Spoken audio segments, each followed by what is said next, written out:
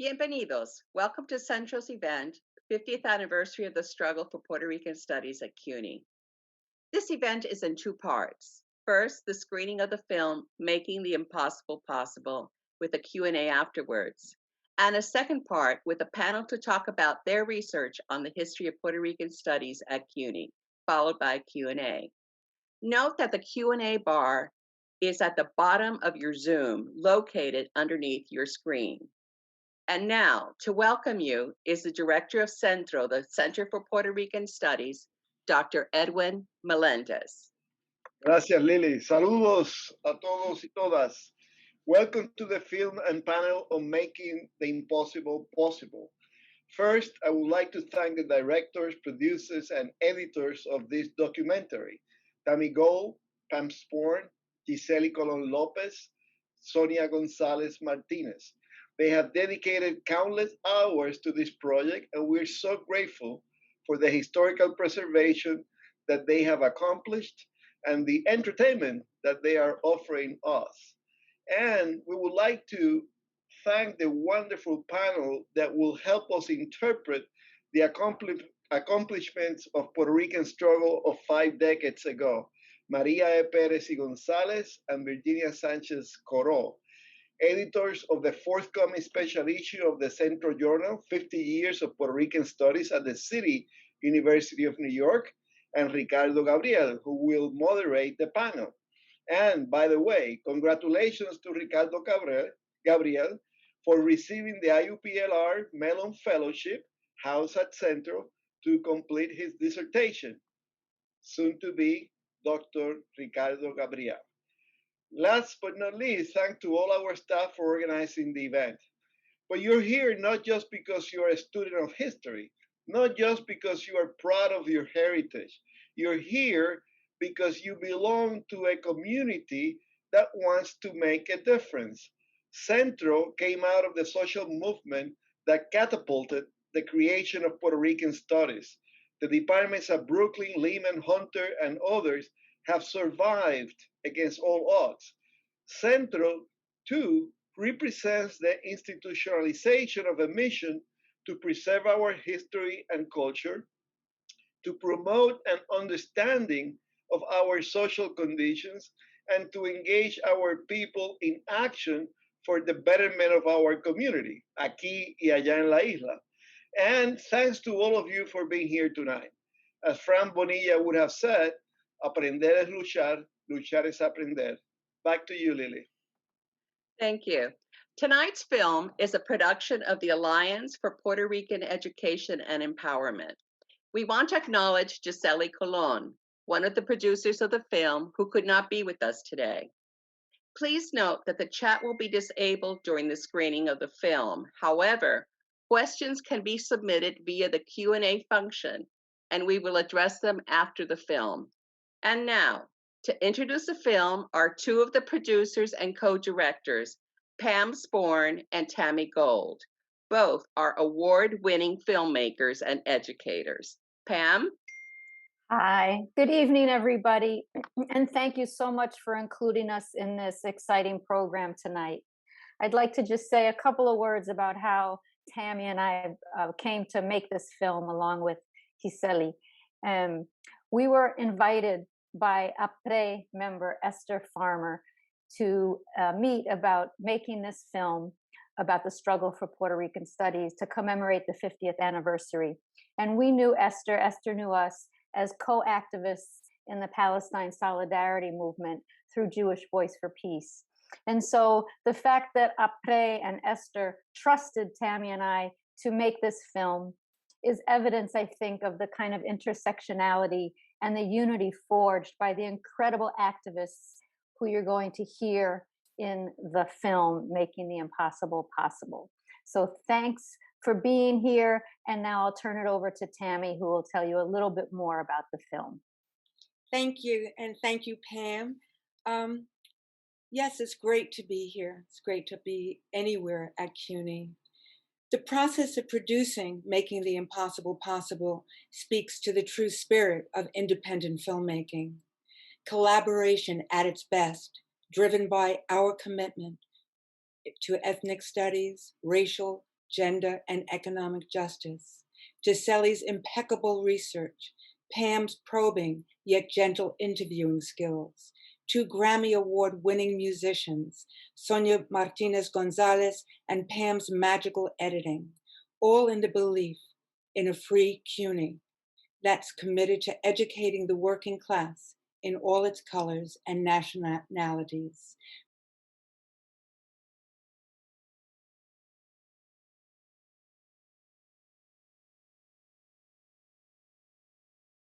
Now for the Q&A, panelist Ricardo Gabriel will be fielding questions from the audience for Pam Sporn and Tami Gold, the co-directors of the film. Ricardo? Okay, thank you and good evening, everyone.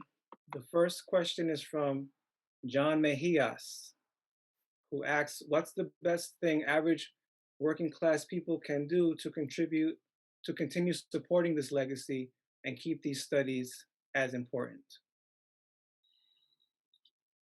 Struggle.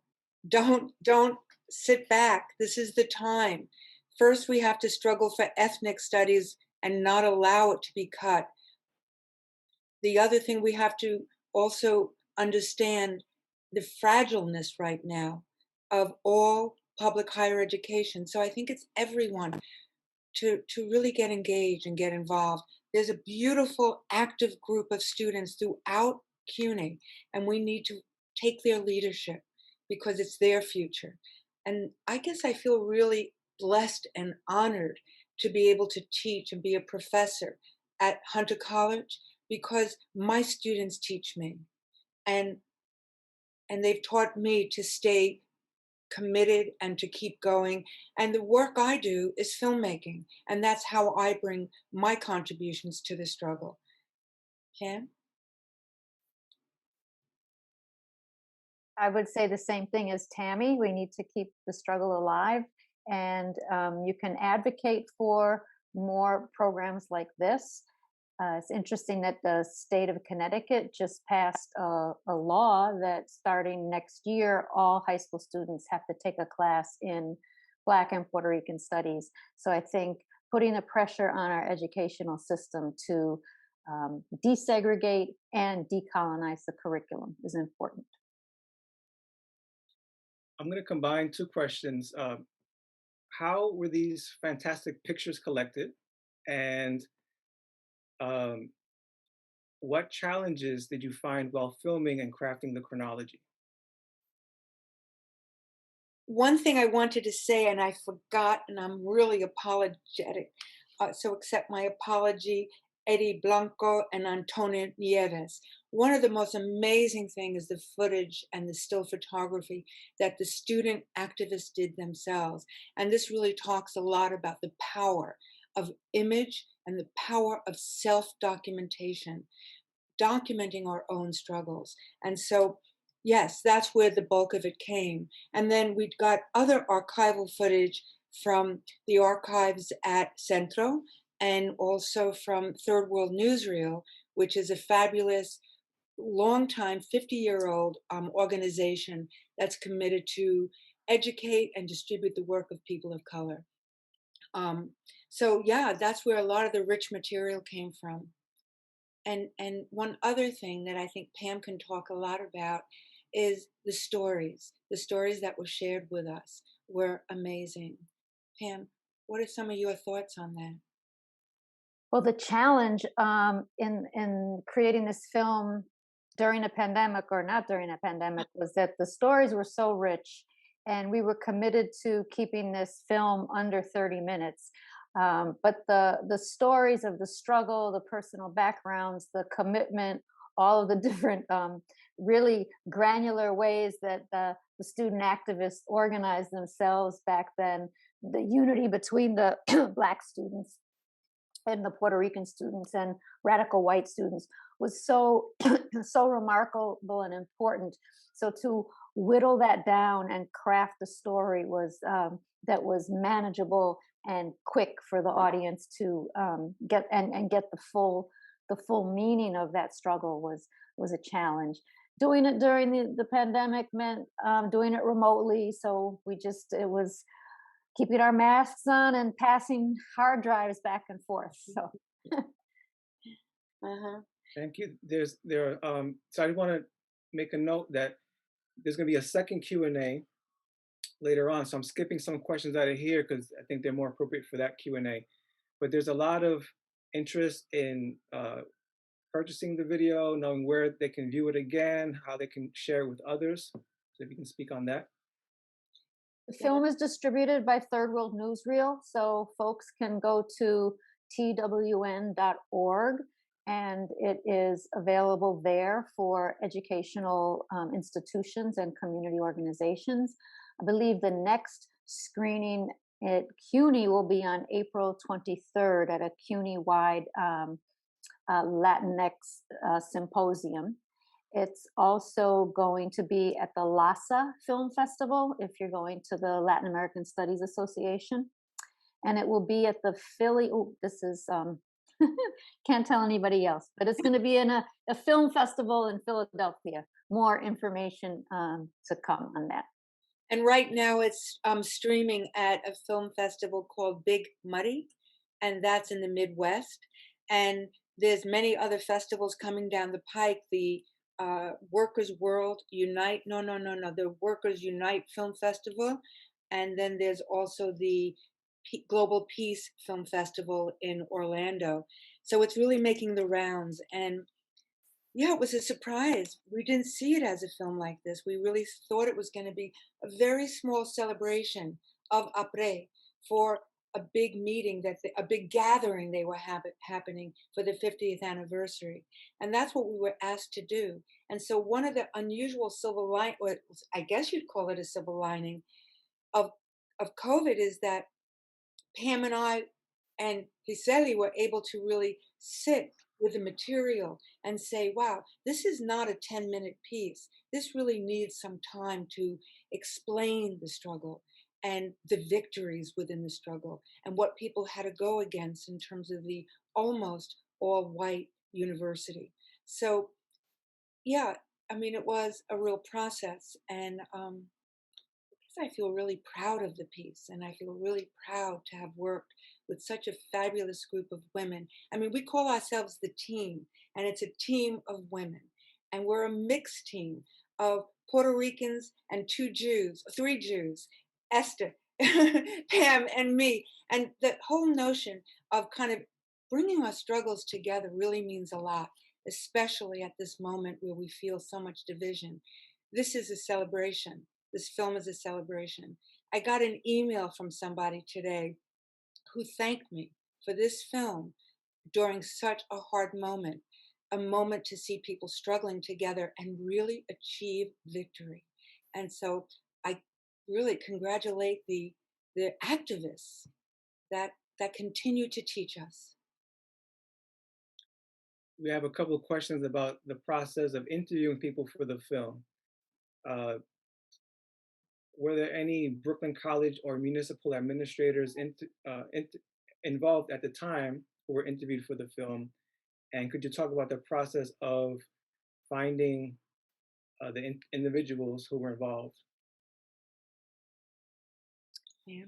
This was really a film through the eyes of the student activists and their struggle.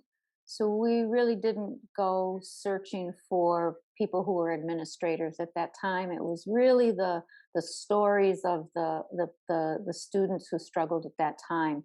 And I think the fact that we were able to reach all of these former activists speaks to the strength of the community that Après has built.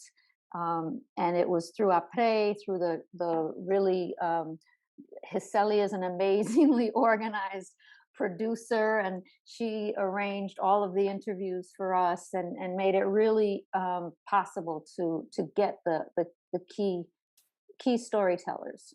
Mm-hmm. I just want to add one point about that. Some people think that we need this notion of objective journalism and that we should have given voice, perhaps in this film or other films, to people that might be on the other side.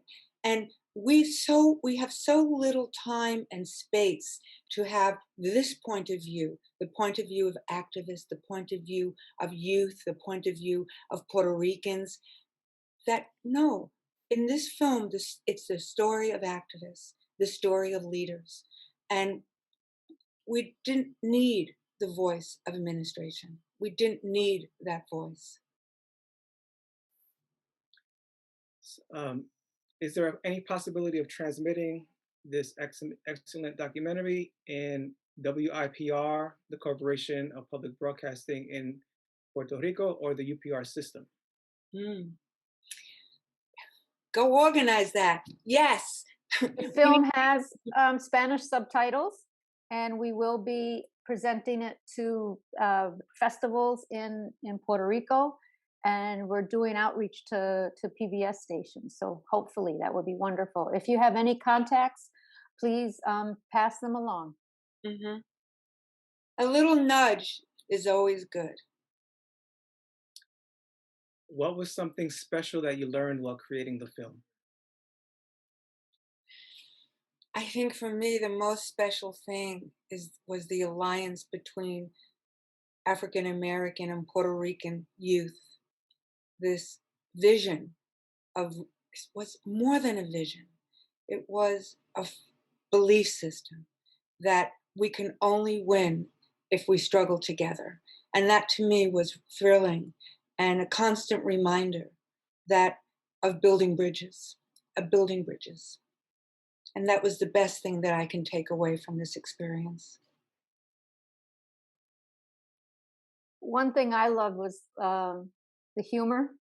So when Antonio Nieves says that he was going to claim the Fourth Amendment, and they told him, no, it's the wrong amendment. He said, well, I'll take whatever amendment. So that there's this humor and this resilience and this vibrancy, as Virginia mentioned, that she found when she came to the campus. I think that's what we felt. And also, I think what's really remarkable is the kind of lineage to, and I'm going to say it, left-wing politics among the Black students who were involved, the white students and the Puerto Rican students, that a lot of the ones involved had family histories of either union struggles, struggles for the independence of Puerto Rico, and struggles around the community control in Oceanfield, Brownsville. So that quote in the beginning by Antonia Pantoja is so important, that this is a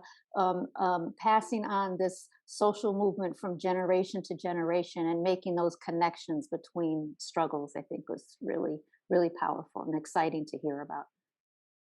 Yeah. And of course, Antonio's singing. Yes, that's kind of some of the nice moments. Mm-hmm. Okay, well, this ends the Q&A on the film. Thank you. Please help me welcome panelists Dr. Virginia Sanchez-Korrol and Dr. María y Pérez y González, co-editors of the upcoming book, Puerto Rican Studies at CUNY, the First 50 Years.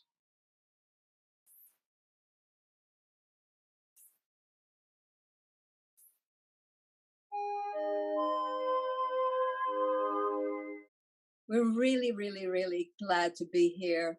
I am Professor Virginia Sanchez-Korrol, and I am Professor Emerita at Brooklyn College and former chairperson of the Department of Puerto Rican and Latino Studies. Hi, welcome, saludos. I am Dr. María Pérez y González. I'm an associate professor in the Department of Puerto Rican Latino Studies at Brooklyn College and former chairperson of the same department.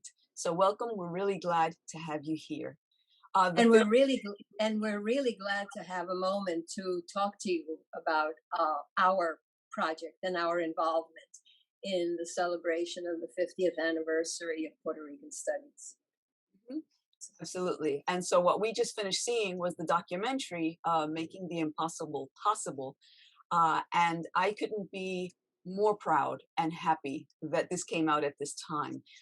This was commissioned by the Alliance for Puerto Rican Education and Empowerment, APRE, a group of founders of the Brooklyn College Department of Puerto Rican Studies, students. And so we're really excited, as you saw, their contribution. And this dovetails so nicely with the book that Virginia and I are co-editing, Puerto Rican Studies in CUNY, the First 50 Years. And the idea basically came up about the book. Dr. Prudence Cumberbatch, the chairperson of Africana Studies at Brooklyn College, we were talking a bit. I was going to step down as the chair the following May, and this was in the fall of 2019. I'm sorry, in the fall of 2018. And so we were just talking about, the 50th anniversary, and she suggested, why not do a special guest volume of Centro Journal. So I immediately thought, hey, that's really good. Yeah, absolutely, we should do that. And of course, I contacted Dr. Virginia Sanchez-Korrol, and we posed it to Centro Journal. And Dr. Totti, the editor, said, well, how about doing a book? And so, it took off from there. We're really happy that we're looking forward to it coming out at least by the summer or the fall of this year. Mm-hmm. That point really scared me because I was not ready to undertake a job that I knew would take a great deal of research, and I had thought about putting together our history many times while I was chairperson when I was still active at Brooklyn College. But once I retired, my work took me into different arenas. I began to do a lot of consulting. I wrote 2 other books that I felt had to be written. So I was really hesitant about taking on the responsibility of a book. But the point of it was that it had to be done because we were celebrating our 50th anniversary, what we call the first 50 years, because we're going to be here for another 50 years. We thought that it was important to bring together the story of how, not only how Puerto Rican studies began, not only the great spirit and activism of our young people back in 68 and 69, not only the development of a department, or at least a mandate to develop a department, but what actually happened afterwards. How did we have to struggle to create a department that had never been created before, to produce curriculum, to graduate students, to deal in an environment that was less than friendly, to be able to last 50 years is an accomplishment that we should all be proud of. Mm-hmm. Absolutely. And the book is a continuation or sort of a second phase of what happened at Brooklyn College in terms of the Renaissance Conference, in terms of the Renaissance book that was published. So Virginia, why don't you share a little bit about that? Well, the Renaissance Conference happened in 1981, 10 years after the department had been established. And it was pretty much the same idea. We were in a period of crisis. Most of our existence has been in a period of crisis. We were in one then, looming threats of cuts, looming retrenchments. And Maria Sanchez, who was the chairperson before me and was chairperson for 15 years, and I followed her with 15 and you followed her with 17, and you followed me with 17, we decided that the way to celebrate, the way to honor the 10 years was to have a conference where we took a look at ourselves. What have we accomplished? What have we done? What are we doing? How have we advanced academia? How have we advanced our community, our students? What have we done? What has to be done? What directions do we take? Mm-hmm. And along those lines, that's sort of where, right? And it was not for just Brooklyn College. It was a CUNY-wide, and actually Mexican studies, Mexican American studies, Chicano studies scholars joined in, African American scholars joined in with Black studies. So it was, right, a conference where you sort of look at ethnic studies, what was going on, what were the issues, the challenges. So this book includes that picks up from there, says what's been happening since then. We have great authors, prominent scholars in Puerto Rican studies, some of the people, the pioneers. We also have newer scholars. We have people from the community. We have PhD students, right, writing as part of this, including, right, a student perspective on Puerto Rican studies and what it means. I know for myself, I could not be more grateful for Puerto Rican studies. I was a student at John Jay College of Criminal Justice, our sister CUNY College. And there, for the first time, I mean, I had known about my Puerto Rican history somewhat. My father, right, being an independentist, he used to speak about Puerto Rico quite a bit, but I didn't grow up with him. So when I went to college, it became, I was like, wow, for the first time, this is about me and who I am. And that was in the early 1980s. So imagínate, right? There in 1969 and 1970, when this began for all of CUNY, Puerto Rican studies pretty much began at CUNY. So CUNY has that. Fue por llantos, right? And for tears and for sweat and sacrifice. But, you know, CUNY students, Puerto Rican students, Black students, in alliance with many other students, right? White students, Jewish students, Asian students, they were all saying, hey, where are we in this curriculum? We know we exist. We know we're in this country. We know we've contributed. What's going on? And all together, right? Those students joined together and showed the power of people, of activism, not unlike the situation we find ourselves in at the current moment. So that the book is going to come out soon is really exciting because we can see some of what had gone on then, compare it to what's going on now, and as we move forward into the future. Yeah. You know, Maria, when you tell that story, it makes me so proud because I was a student at Brooklyn College, graduated 8 years before the struggles began. I know what Brooklyn College lacked. I know what it was like. And the way that I came into Puerto Rican studies was because someone in my sociology class stood up one day and said, well, what have Puerto Ricans ever done? And I didn't know.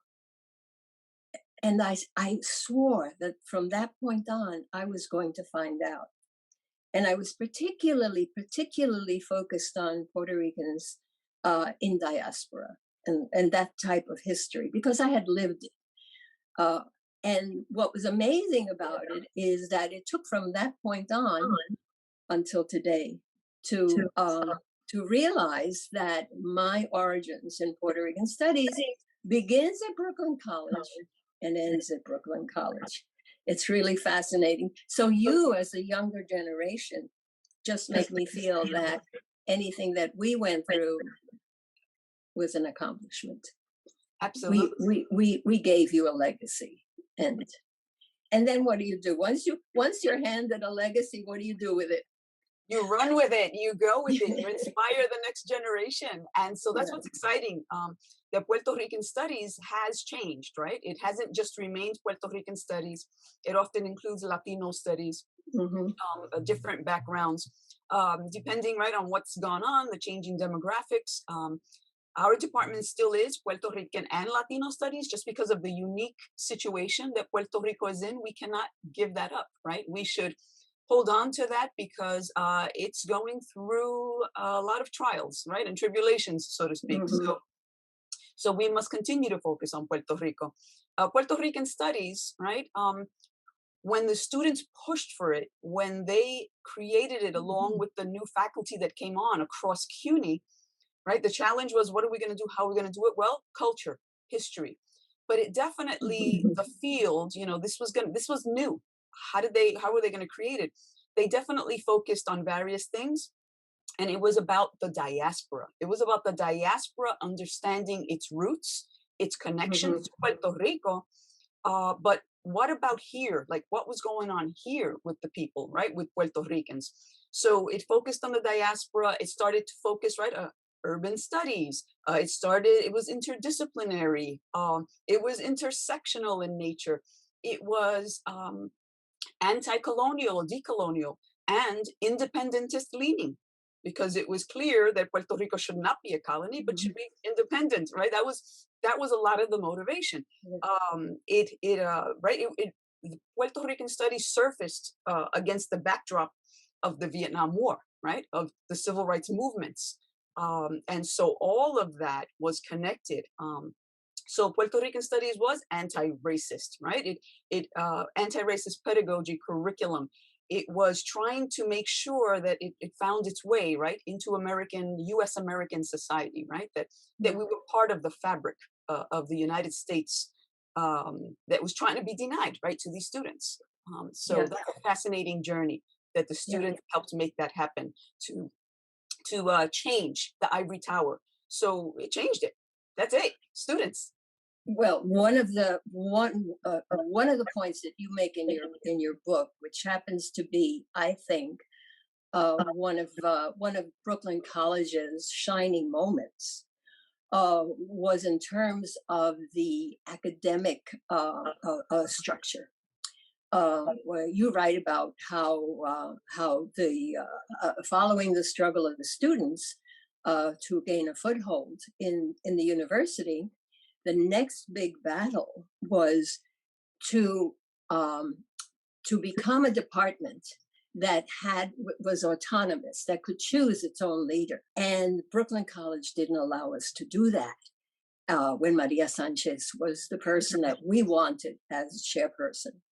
It took 2 years, and it took another 2 years before she finally earned the academic credentials or the academic position that she was denied, and she was finally declared the official chairperson of the department. But that battle for departments to be autonomous, to have a choice in who their leadership was, didn't just affect Brooklyn College's Puerto Rican Studies department. It affected the entire CUNY system. That is a battle that people don't know about. And I'm really glad that you wrote about it in the book, because that story needs to be told. And our forefathers, the people who came before us, our pioneers, they have to be honored, because they didn't have it easy. And every generation thinks that they're the ones that are fighting the battles. So many of these battles were fought before, and because we live in a society that denies us our history, our culture, where we're just beginning to make inroads, and we know how hard it is. We have to continue to honor the pioneers of Puerto Rican studies. So. Absolutely. And the authors in our book really stress that, right? They sort of give that historical grounding, that anchor, and move along. And they're honest about the challenges, and they're honest about the institutionalization of Puerto Rican studies. Que choca, right? Sometimes it how do you say choca? That it sort of bangs up against, right, the whole notion of community and serving community. And so that's been a constant challenge, right? Because Puerto Rican Studies was about trying to be great teachers, right? To educate students to get the skills they need, people skills, career skills, etc., that they need, right, for the future. It was about scholarship and creating great scholarship and documenting the history. But it's also about service and, right, reaching out to the community and making a difference in the community. You have to have a commitment, right, to the community. That was what Puerto Rican Studies was about. And so those three pillars, right, are sometimes in tension with one another, but it's developed in such a way that it's fascinating, and the story is captured, I think, quite well by the various authors, right, in the book that we have. So that's exciting. I like very much how that story is captured, because when you are now an academic department in an academic institution, part of a national system of education in this country, you sometimes lose those ties that give you support, that give you the reason for being at the very, very beginning. And I love the way the articles in our book point to a sense of what the future is going to be in terms of the relationship of our field of study with Puerto Rico and the archipelago. So I think that's going to be something that'll be talked about. Yes, and so, you know, the documentary, right? Even though it's about Brooklyn College, it's also about the legacy of Puerto Rican studies in general. It's sort of one snapshot, right? One profile of what went on throughout CUNY, right? Throughout New York City and in other places, right? Where they started to also establish. It's just that CUNY happened to be sort of the hub, right? CUNY is the hub of Puerto Rican studies, but one of the articles, right, talks about beyond CUNY and those different campuses, programs, departments. And so that's exciting. So our book features mostly the senior colleges, right? So that's another aspect of our book. Although there were struggles at the community colleges, the departments and programs that were established were at the senior colleges. So we had thought of, right, Virginia, this was part of the thinking that it would be departmentally based when we began the book. We soon realized that there were many challenges with that. So while many of the programs and departments, yes, are featured in the book, it was just very hard, right? Some of the archives were missing. And so we want to encourage all of you out there, if you have, you know, historical documents, if you have memorabilia, pictures, whatever it is, we're going to set up, well, we've already set up a digital archives you know, collection that we want you to contribute to. So please, we're gonna highlight it, but it's 50 years, 50 years of PRS-CUNY at Brooklyn, spell it all out, .cuny.edu. So 50, the number 50 years of PRS-CUNY at Brooklyn.cuny.edu.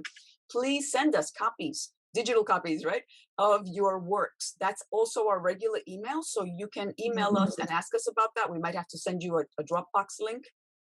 But please send us all of the documentation. The way I was able to do my chapter on Brooklyn College was because the files, there was many files in the department.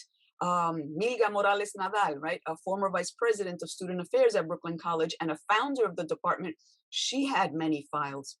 Antonio Nieves, right, who you saw featured in the film as well, he has many pictures that he took.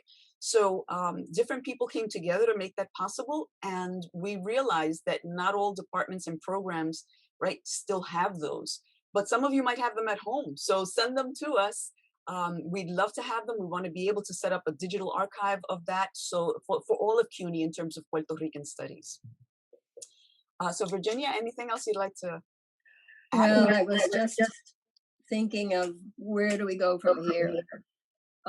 Once this story is out, I think that we should make it a point to continue to celebrate the gains, continue to encourage the activism, and continue to excel in academia the way we have been doing.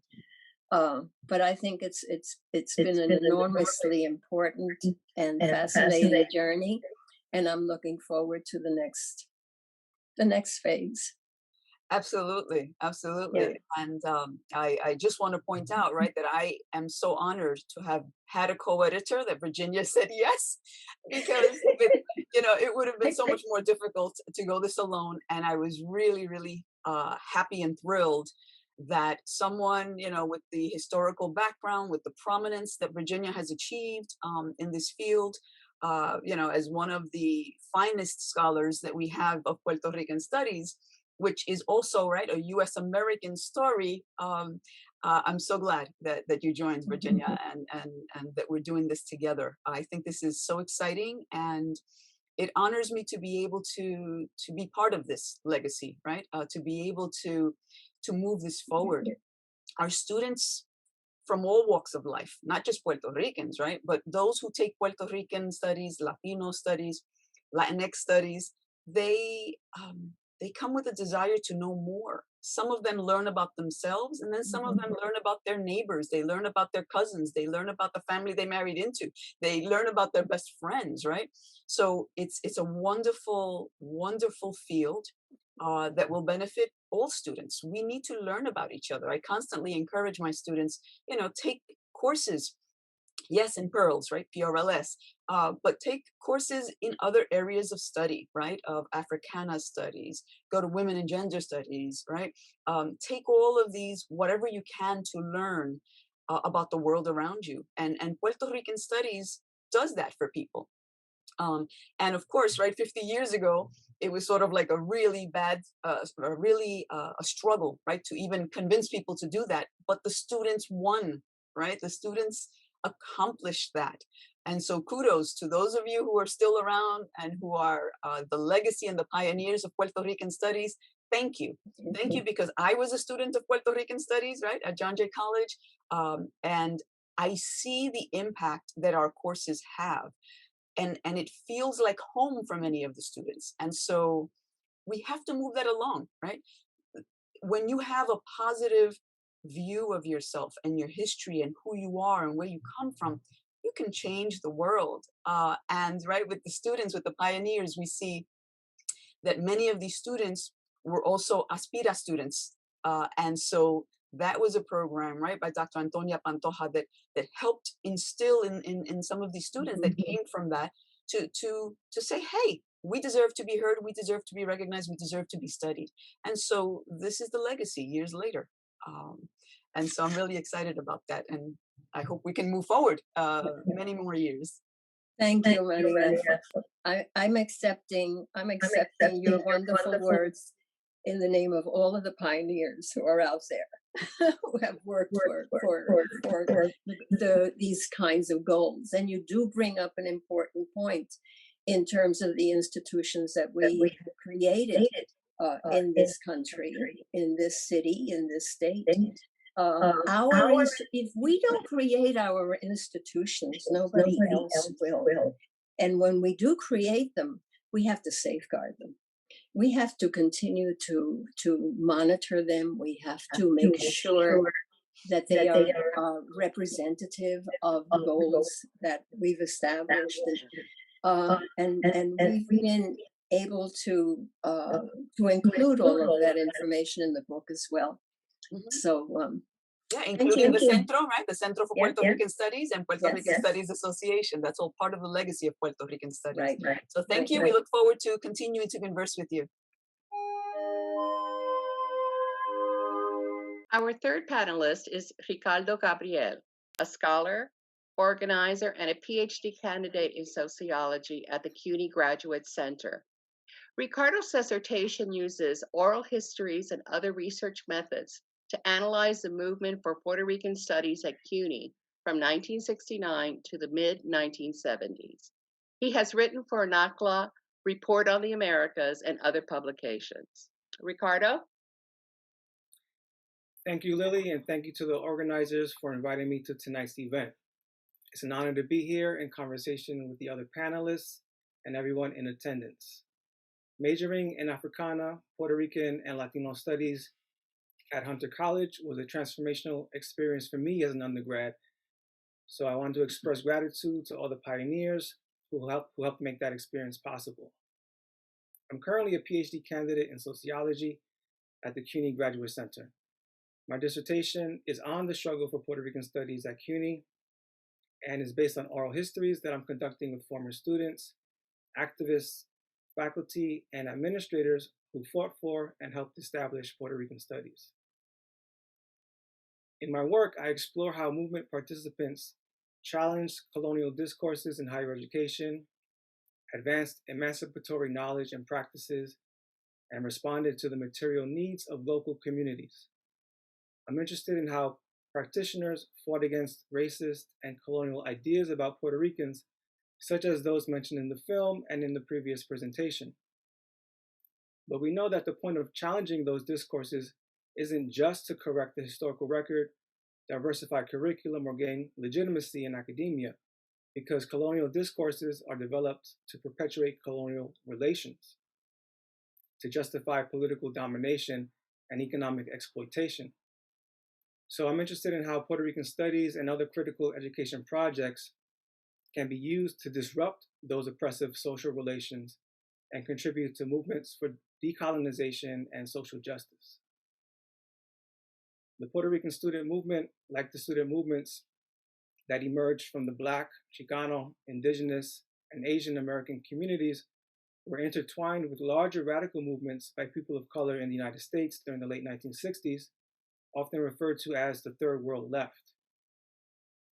The word inclusion is used a lot today to describe the movement that led to open admissions and Black and Puerto Rican studies at CUNY, but the current language of diversity, equity, and inclusion in higher education can't easily be mapped onto the movement's politics. The demands weren't just for equal access or inclusion. There was a very intentional effort to challenge existing power dynamics and transform the university into a more democratic and collectively governed institution. The first demand of the struggle at City College was for an independent school of Black and Puerto Rican studies to be controlled by students, community, and faculty. The fourth demand at Brooklyn College was also for autonomous Afro-American and Puerto Rican studies institutes controlled by students, community, and faculty. In a publication titled New Knowing, New Practice, Puerto Rican Studies, founding director of Studies-Centro, Frank Bonilla, and Emilio González described Puerto Rican studies as an intellectual and political project based on, quote, the deprofessionalization and destructuring of instruction, the engagement of community people in the planning and development of programs, the collective spirit of work and decision-making among all involved, unquote. So in my work, I'm attempting to uncover how those pro-Puerto Rican independence, anti-imperialist, and anti-capitalist values played out on the campus and in the community. I ask what were the successes and shortcomings and what lessons can we learn from that struggle. This 50th anniversary is a great time to revisit the early visions and mission of Puerto Rican studies and think about how these principles of activist research and community service, anti-racist critical pedagogy, and democratic collective governance can be applied to our current context. How can we continue to honor and build on that legacy? What are the social movements and struggles that Puerto Rican studies should be engaging with today? I'll end there and open it up for the last question and answer period of the evening. Thank you.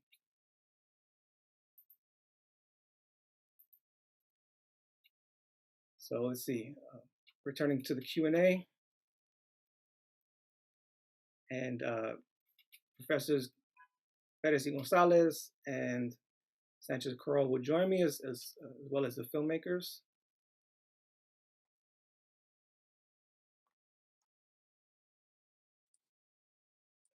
Hello.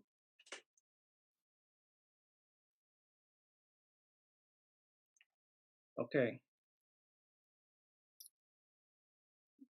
I think we're all here. Yes. So one of the first questions is how has Puerto Rican studies kept relationships with Puerto Rican programs and universities on the island? I can begin. That's a general question. Yeah, that's a general question. It General depends. question. It depends on the program, and it's not a institutionalized in the same way. You know, it depends on the college and the department, the program. So I know that some colleges do have relationships with the university systems in Puerto Rico, but I think it's more a person-to-person basis. And CUNY used to have the inter-university, what was it, the exchange, intercambio, right? Centro had intercambio. I don't think that's been around for a while, but it used to be that we would exchange students with the University of Puerto Rico and they would come here. I'm not sure that's functioned much anymore. So the ties are not as, from what I understand, the ties are not as well kept as it could be. It's more on an individual program or departmental basis. So while, yes, our faculty and our students go to Puerto Rico, they do study abroad, they do that kind of thing, it's less formal then then it could be. It could be much more formalized. Yeah, one of the ways that that the intercambio did work when it was more active than it is now was by doing joint research projects together, so that grant proposals were written to do a certain research project. I know I was on a number of them that were researching women's history, and that allowed us to join and meet and interact with our counterparts in Puerto Rico who were researching the same topic, but basically we had no other connection except the intercambio. Now, the intercambio worked very, very well in terms of publishing the works that came out of that research. And we also had programs where students would go and spend the semester in Puerto Rico. These type of programs, for the most part, need funding, so that you have to have some kind of grant to help you do it. The universities are strapped for money. They do not put money into this type of exchange, but it is something that we felt was necessary for the benefits of the field. And so through Centro, our institutions are so vital, because our institutions are in a symbiotic relationship with the departments. The Centro was able to fund many of these other types of exchange programs that we had. But it's something that I think has to be looked at and really encouraged for the future, particularly now where the relationships between diaspora and archipelago are so close and so united in terms of goals. Will Puerto Rican and Latino Studies ever be offered as a master's program in Brooklyn College, Hunter College, or elsewhere at CUNY? There was an attempt to have a master's program, but it became more generally known. Actually, it happened in institutions that were not CUNY. So that if you wanted to get a PhD in Puerto Rican studies, you would go the route of ethnic studies or Latinx studies, or you would go into a joint program where there were several roads leading to the PhD. Those are found in California. They're found in state universities in New York. And in fact, one of the chapters in the book talks about aspects like that, and talks about, that's it beyond CUNY, talks about what's happened in Puerto Rican studies, Latino studies, Latinx, ethnic studies, beyond Puerto Rican studies.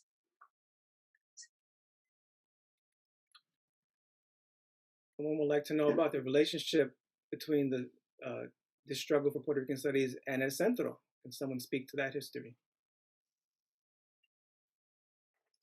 Yes, I can start that, I guess. The Puerto Rican studies, right, as we started to establish, Lehman was the first one. And Lehman College, was the first department of Puerto Rican studies in CUNY. And that was even before the CUNY mandate. They had established it, so about a month or so before the CUNY mandate that said, okay, now you can open up, and you can establish institutes, programs, departments. And then was Hunter College's, right, Department of Black and Puerto Rican Studies, and then Brooklyn College, and so on. So, right, the few of us that were around, and mind you, City College didn't have a Department of Puerto Rican Studies. They established it differently, so it was a program, right, of Puerto Rican Studies. So while City College was very active, and the activism, was, a lot about that because they have a lot of footage and all of that. They didn't become a department until later. So the departments themselves, yes, they got together. The programs got together. Josie Nieves, our very first, right, Puerto Rican Studies chairperson that you saw focused in the film, she called together, it was in Brooklyn College's sort of office where these ideas were thrown around, and there was a plan created for a research center. And basically that blossomed then, right? That group of people came together and said, we need Puerto Rican Studies Centro, right? And it wasn't only CUNY people, it was from the other places outside of CUNY too that had established, right, Puerto Rican Studies. So they created a plan and they presented it, and it got funded. Was it the Ford Foundation, Virginia? I forget who it was at this point, but it was funded by a grant, and that helped establish El Centro. And so, of course, Frank Bonilla becomes the first director, but that's basically how that began. So the Hunter, somebody had in the chat, the Q&A about the relationship between the department at Hunter and the Centro. The department came first, right? So, and so that's how Centro was created. People came together, they needed a think tank, they wanted a place where they can, flourish with their publications and their scholarship, and so the Centro was created, and it's blossomed quite well. So I'm looking forward to continue to blossom. Well, I have now been connected with Brooklyn College for some 45 actual years as a faculty member. And I was there as a student for another additional 5 years. So that in terms of struggles, Centro plays a key role for departments and programs by providing materials, providing research, providing programs. A number of organizations that have involved Centro staff and faculty have come about, lived the life, written reports, and and eventually dissolved. But in terms of conflict, yeah, I'd like to know more about that. So maybe whoever wrote the question can add to it. I'll also add that one of the principles of collective work and democratic governance was also very present in the founding and early years of Centro, where there was the use of task forces, right, to produce very important reports based on community needs, and these were collectively authored research policy briefs and work. Again, just reflecting the collective, the value of collective work and collectivity, and trying to challenge hierarchical processes and structures in higher education, trying to make things more democratic. There was also a lot of student input into the founding of El Centro and community input. So that's a good question. I'm going to combine two other questions that are related. Can you talk a little more about the beyond? Wait, could I just go back to that question that you were asking? Sure. In terms of the task forces, many of us faculty members worked on the task forces. I worked on the history task force while I was a grad student, so that the composition of the task forces, there were 4 original ones, and then they expanded to different subject areas. The composition of the task forces included faculty, graduate students, and researchers at Centro. The book, Labor Under Capitalism, is one that I worked on as a grad student. So that these task forces were not just made up of Centro researchers. They led the research project, but many of us got to work in it. So that's the type of relationship that I was thinking of as a counter to conflict or what were the problems, or there's a lot of interchange between the departments especially from the time that I became involved in Puerto Rican Studies at Brooklyn College, which was 1978, until the present, where I'm still involved. So that's curious to me. I guess I just didn't understand. Thank you. And so the next questions are, can you talk a little bit more about the beyond CUNY part of the book, and combining that with another person's question, saying that as Puerto Ricans continue to migrate and settle into the diaspora in new destinations like Utah, Arizona, Texas, how do you envision the reach of Puerto Rican studies in these areas? Well, I guess you want to take that, Maria? Well, you start. Okay, you start. I'll start with the easier one. Yeah. The person who is writing about beyond CUNY, right? The beyond CUNY system in terms of Puerto Rican studies is Edna Acosta Belén, historian, right? Prominent historian that we have in our community, and so she talks about Rutgers, right? She talks about various places where Puerto Rican studies developed. Albany, SUNY, right? So she gives a good historical background with key people in different places at different universities that contributed to Puerto Rican studies. So that she does talk about the actual programs and departments, but she also talks about some individual faculty, right, that were sort of doing their work within the larger university system, contributing to Puerto Rican Studies scholarship, but they were not themselves necessarily in a Puerto Rican Studies department, or program. So that's part of what she covers, and it's very nice, a very nice, rounded, well-rounded, right? Sort of a longer scope into how Puerto Rican Studies developed and how that worked around the Northeast in particular, right? Mostly the Northeast. The Northeast, and actually the Midwest as well. When we go into that, you know, what's fascinating about Puerto Rican studies, and maybe this will help your question about what happens in other communities throughout. Let me tell you, Puerto Rican studies is out there. It's not only here in New York. It is out there. It is an important field of study, whether it comes under Latinx, whether it's a joint program with something else.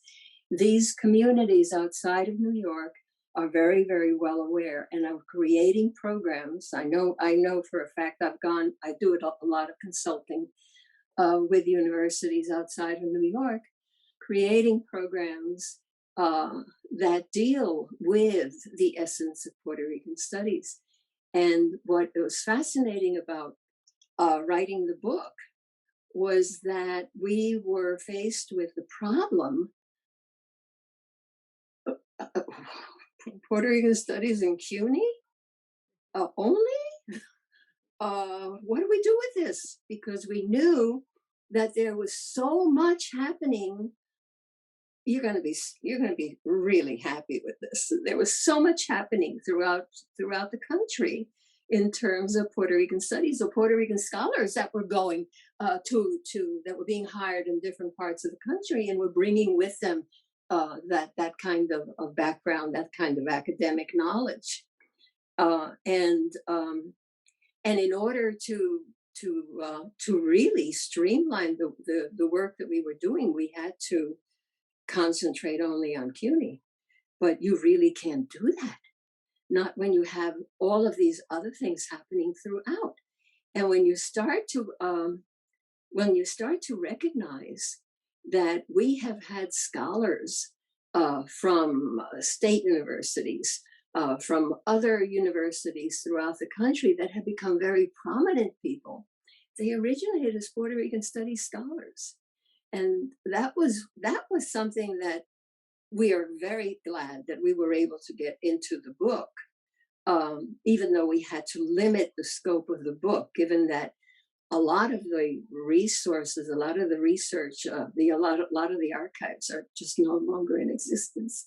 Not only are they no longer in existence, but a lot of the faculty, a lot of the pioneering faculty, or current faculty don't have a historical memory of exactly what happened. So in order to actually be able to do the work of this book, we had to make certain decisions about the scope of the book. But I'm very, very glad that we were able to include essays that really go beyond CUNY. I'll also add, this is a very important question. I think that I would agree with Virginia that Puerto Rican Studies is being done outside of CUNY, outside of New York. Centro has put out some really important data briefs and reports on the Puerto Rican diaspora in the United States. A lot of good information about demographics there, about emergent communities, not even emergent, large communities in Florida, in Holyoke, right, and other places. So there's a lot of good data out there already, and this is why I think that public scholarship is really important. And so there are a lot of innovative things happening, not just outside of CUNY, but outside of academia, strictly speaking, that we should be aware of and support. So I was privileged to write the foreword for a book called Caribbean Connections, Puerto Rico, which is a curricular guide for high school teachers who want to teach about Puerto Rico and social justice. And that was edited by Marilisa Jimenez and of Lehigh University. And they're doing good work in Pennsylvania, in the Lehigh Valley, where there's a significant Puerto Rican population, providing resources to better service those students, right? Projects like the Puerto Rico syllabus that is distributing resources to people outside of academia who want to learn more about what's happening with the debt and what's happening with Puerto Rico. There's a lot of confusing and hard to understand information about the debt. So that's a huge service, an important project, right? So public facing scholarship like that is key. And we should do more of it. Yeah, I can say more of it. I'll stop there. Okay, if I can just follow up on that point, and this takes in our filmmakers as well. A lot of the work that I have been doing over the past 10 years has been as a public historian. We tend to talk about Puerto Rican studies as if it can only fit in the university. And it doesn't. It doesn't. It fits in museums. It fits in public history. It fits in archaeological sites that need to have the places where some of our history begins marked, historically marked. It needs to be in the films. It needs to be in children's stories. It needs to be in novels. You're beginning to see a resurgence of this interest. You could see it among the young people who are writing young adult books. It has to go beyond the university. We're not just people that work within the confines, and universities are very confined. It's not just the confines of a university. You have to begin to think in terms of where do you bring your materials, to podcasts, to art, and that's the resurgence that we're seeing. More and more as our young people reach an age where they're able to be productive like that. This is why the films are so important. We're not just doing a film on the impossible dream because it's timely or there's a celebration to go with it. This is going to be an archive. This is going to live on, and the work that the filmmakers are doing in this direction have to be encouraged. And we tend to, well, we do tend to think in a very, very confined manner, and we shouldn't be. Well, I think that the cultural ambassador, this insignia that you see on the screen there, when Centro came out with the cultural ambassador program, I thought it was genius because they took that to the streets, and they made the students part of that, and that's fantastic. That's excellent because you do need, right, that message out there, communicating to the young and old alike. But it's a good program. So I was really happy to see that.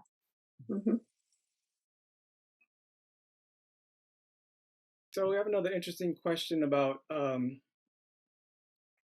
how Puerto Rican studies can give us perspective on climate change, both on the island and in the United States. And this, yeah, go ahead. Well,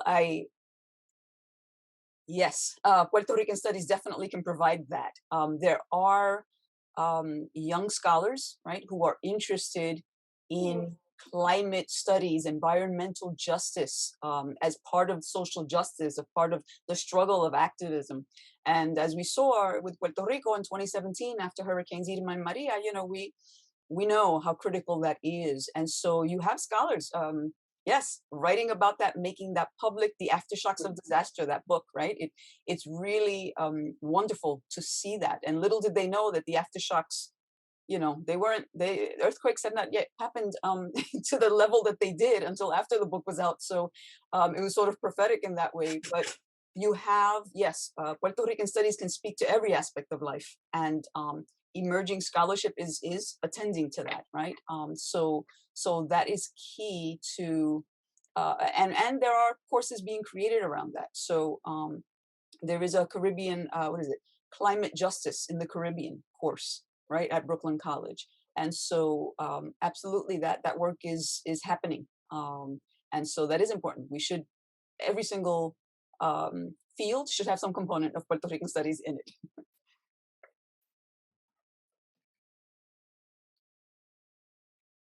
Anybody else want to contribute?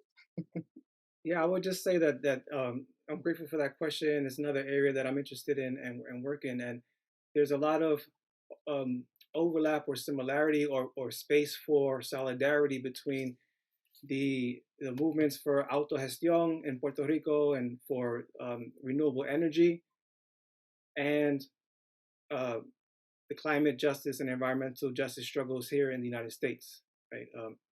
So there's places where we should seek to support projects in Puerto Rico like Casa Pueblo, Queremos Sol, all these projects that are trying to transition away from fossil fuels, which is very much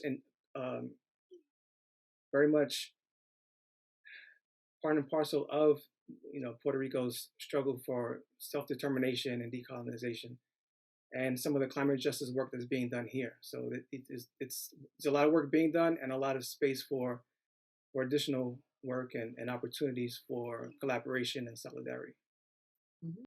We wish to thank our panelists, Ricardo Gabriel, Doctors Virginia Sanchez-Korrol, and Maria Pérez and González, filmmakers Pam Sporn and Tami Gold, as well as our co-sponsors, the Department of Film and Media Studies at Hunter College, the Puerto Rican and Latino Studies Department at Brooklyn College, and Third World Newsreel.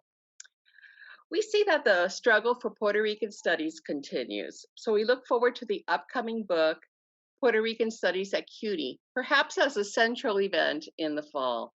I'd also like to give a shout out right now to our CUNY Chancellor, Felix Matos Rodriguez, who, of course, is a figure in this struggle in the past.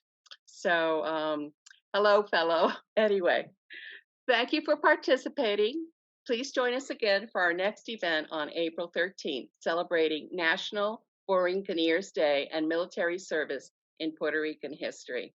Hasta la próxima.